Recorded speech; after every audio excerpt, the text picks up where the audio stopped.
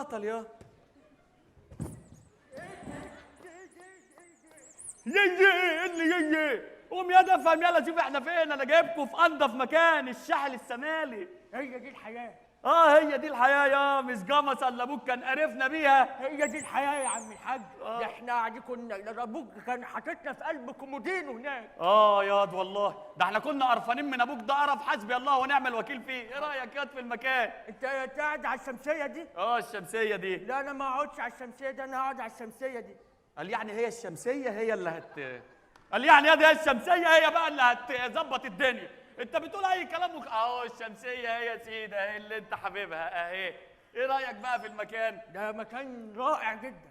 ياض مش بقول لك انا اللي جايبكم فيه.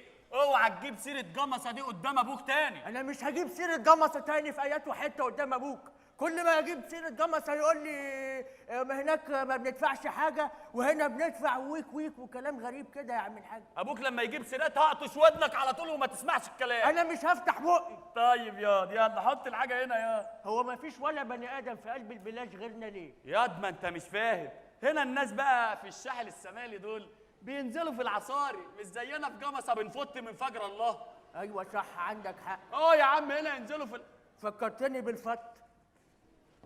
ايه ده ياض انت هتعمل ايه؟ وسبح الملك لله. استنى ازرر الزرار. هتعمل ايه؟ علشان خاطر اعمل ايه؟ هوبا استنى. سيبنا عوم يا عاطف. سيبنا عوم يا عاطف. الله يخرب بيتك يا ده. سيبنا عوم يرجع يا عم. انت قاعد ياض في ايه ياض؟ هعوم. هتعوم هتنزل ببوكسر ابوك؟ امال انزل بايه؟ يا ده احنا في الساحل الشمالي تنزل بده مثلا. ايه ده؟ بص شفت الحلاوه دي يا لهوي. ايه ده؟ رايح فين يا عم؟ سيبنا عوم يا عم. ايه ده؟ رايح فين؟ سيبنا عوم.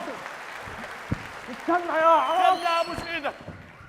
الله انت يخرب غريب يا بيتك. جدع. ثانية واحدة أنت وهو. ثواني انا بتكسف بس. استر نفسك يا أخويا. ماشي حاضر.